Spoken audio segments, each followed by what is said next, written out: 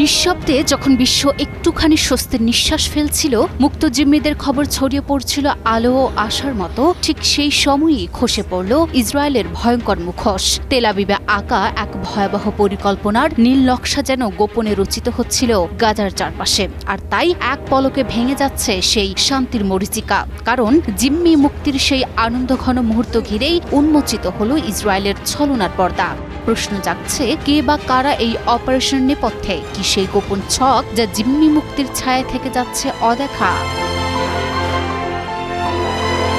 ফিলিস্তিনের যুদ্ধ বিধ্বস্ত ভূখণ্ড গাজায় প্রথম ধাপের যুদ্ধবিরতি চুক্তির অংশ হিসেবে হামাসের হাতে থাকা ইসরায়েলি জিম্মি ও ইসরায়েলের কারাগারে বন্দী ফিলিস্তিনিদের মুক্তি দেয়া হবে। বন্দীদের মুক্তি মেলায় হাসির আভা ফুটলেও তেল আবিব সেই স্বস্তিকে টুকরো টুকরো করে খুঁড়ে ফেলতে প্রস্তুত। কারণ গাজার নিচে নতুন এক যুদ্ধচিত্র আঁকছে ইসরায়েল। আর সেটা হলো সুড়ঙ্গ নেটওয়ার্ক ধ্বংসের কড়া সিদ্ধান্ত নিচ্ছে তেল আবিব। 12 অক্টোবর ইসরায়েলি কর্তৃপক্ষ জানিয়েছে, এই ব্যাপারে মার্কিন যুক্তরাষ্ট্রের অনুমোদন ও নেতৃত্ব পাওয়া যাবে। মুক্তি অভিযানের পরেই এই পরবর্তী পদক্ষেপ কার্যকর করা হবে বলে সরকার সূত্রে জানানো হয়েছে। ইসরায়েলের প্রতিরক্ষা মন্ত্রী গিলাদ কাজ্জ বলেছেন, জিম্মিদের প্রথম ধাপে মুক্তি দেওয়ার কাজ শেষ হলে হামাসের সুড়ঙ্গ ধ্বংস করাই হবে তাদের সবচেয়ে বড় চ্যালেঞ্জ।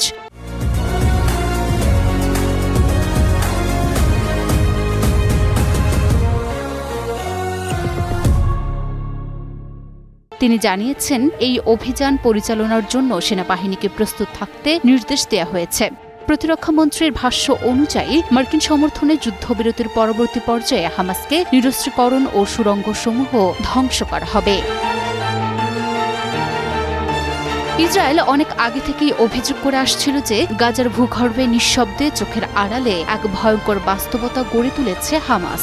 ইসরায়েলি গোয়েন্দা নজরদারির সীমা এড়িয়ে এই জটিল সুড়ঙ্গ জালের ভেতরেই হামাস গড়ে তুলেছে তাদের ছায়া সাম্রাজ্য। সামরিক সরঞ্জাম স্থানান্তর, যোদ্ধাদের গোপন চলাচল কিংবা আকস্মিক আক্রমণের জন্য সীমান্ত পেরিয়ে ইসরায়েলি মাটিতে প্রবেশ, সবই ঘটছে মাটির অনেক নিচে চোখের আড়ালে। ইসরায়েল বলছে, এই সুড়ঙ্গ পথই তাদের নিরাপত্তার সবচেয়ে বড় হুমকি হয়ে উঠছে প্রতিনিয়ত, আর তাই সেগুলো ধ্বংস করতে চায় তারা। এদিকে আল আরাবিয়া তথ্য বলছে, প্রথম ধাপে 13 অক্টোবরের মধ্যে মুক্তি পেতে যাচ্ছে জীবিত ও মৃত মিলিয়ে 48 জন ইসরায়েলি জিম্মি। বিনিময়ে ইসরায়েল ছাড়ছে 250 ফিলিস্তিনি কারাবন্দী, যাদের মধ্যে রয়েছেন ভয়াবহ হামলার অভিযোগে অভিযুক্ত কয়েকজনও। তবে এখানেই শেষ নয়, ফিরে আসবে আরও প্রায় 1700 গাজাবন্দী।